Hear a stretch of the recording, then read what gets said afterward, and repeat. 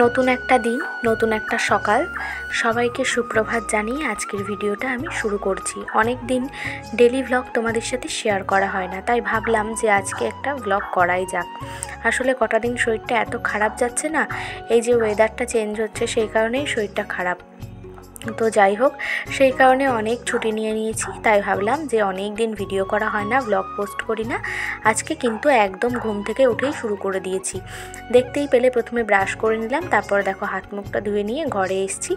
এখন দেখো ঘরের অবস্থা কিন্তু খুবই খারাপ, যেহেতু একদম উঠেই ফ্রেশ হতে গেছি, তাই বিছনা টিছনা কিছু গোছানো হয়নি। আর মা ওই দিকের বিছনা গুছিয়ে নিয়েছে, মানে ওই ঘরের। তো যাই হোক, আমি শুধু আমার বিছনাটা তুলে নিয়ে এখন হচ্ছে চা খেতে বসবো। তো আজকের পুরো ভিডিওটা দেখতে থাকো, সাথে থাকো, আশা করি তোমাদের ভিডিওটা দেখতে বেশ ভালো লাগবে। আর এই যে ভিডিওটা যদি সকাল থেকে না স্টার্ট করা হয় না, তাহলে কিন্তু প্রতিদিনই ভাবে যে আজকে একটা ভিডিও করি, কিন্তু তারপর আর কিছুই শেয়ার করার থাকে না, কোনো কাজবাজ থাকে না। তো সকালটার থেকে শুরু করলে ভিডিওটার যেন একটা বেশ মানে দেখতেও ভালো লাগে তোমাদের, আমারও বেশ ভিডিও করার একটা মন আসে। তো যাই হোক, দেখো বিছনা গুছিয়ে ঘর গুছিয়ে নিজে তো ফ্রেশ হয়েই নিয়েছি, এবার চুলটা একটু আঁচড়ে নিই। তো চলো, তোমাদেরকে তো ইন্ট্রোই দেওয়া হয়, ইন্ট্রোটা দিয়ে নিই। Hello everyone, good morning. কেমন আছো তোমরা সবাই? আশা করি ভালো আছো। আমি আছি, বেশ মোটামুটি আছি। আজকে একটু ভালো আছি বলে ভিডিওটা স্টার্ট করলাম, অনেকদিন ভিডিও করা হয় না। আর ভিডিও শুরুতেই তো অনেক কাজবাজ দেখিয়ে নিয়েছি তোমাদেরকে, এখন ইন্ট্রোটা দিয়ে নিলাম। এখন মা ওদিকে করছে হচ্ছে চা।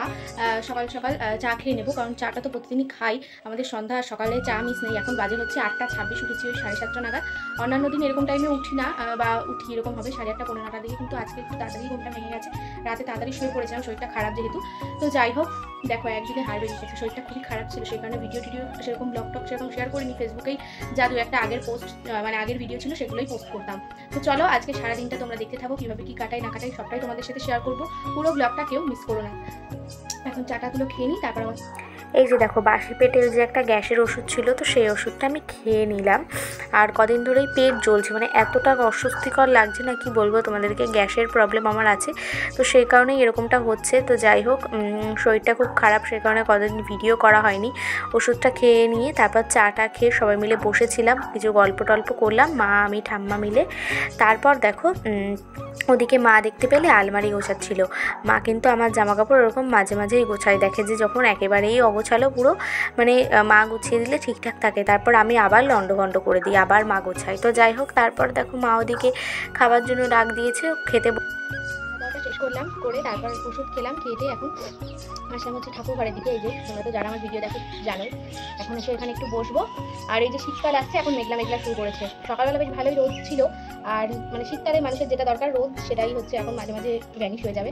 তো যাই হোক, এখন এখানে একটু বসবো, বসে তারপর বাড়িতে গিয়ে সকাল করে স্নানটা করে নেবো। মা সকাল থেকেই শুরু করেছে যে তাড়াতাড়ি করে স্নান করবি, শরীর খারাপ থাকুক আর না থাকুক, সবসময় বলে তাড়াতাড়ি স্নান করে নিয়ে যা করবি কর, মানে স্নানটা খাওয়াটা এগুলো টাইম মতো করতে হবে। তো যাই হোক, বাড়িতে যাবো, বাড়িতে গিয়ে স্নান করে নিয়ে তারপর তো আবার এখন ওই বাড়িতেই আছি, কোথাও যাওয়া নেই। দুপুরে খাওয়া দাওয়া করে একটু ঘুমাবো, তার আগে আর ঘুম আসবে না। এরকম টাইমে মানে ঘুম আসে, কিন্তু যখন ঘুমাতে যাবো শুয়ে থাকবো তখন আর ঘুম পাবে না। তো যাই হোক, বেশ হাওয়া দিচ্ছে, ঠান্ডা ঠান্ডা লাগছে। শরীরটা যেহেতু খারাপ আছে সেই কারণে, আর আমার একটু শীত বেশি, আমার গরম কম, শীত কাতরে বেশি। এই যে হালকা হালকা ঠান্ডা পড়েছে, এখন থেকেই আমার শীত শুরু হয়ে গেছে। তো চলো তোমরা ভিডিওটা দেখতে থাকো, যতক্ষণ পারবো ভিডিওটা করবো সারাদিন। জানি না পুরোটা মানে সারাদিন করতে পারবো নাকি, তো চলো যতদিন পারবো শেয়ার করবো। স্নান টান করে চলে আসার পর তারপর লেগে পড়েছি পুজো দিতে, কারণ মাকে বলেছিলাম যে প্রতিদিন তুমি ওই সকালবেলা অত সকালে স্নান না, একটু বেলার দিকেই স্নান করো, আর আমি স্নান করে এসে পুজোটা দিয়ে নেবো। তো চলো পুজোটা দিয়ে নিই তাহলে।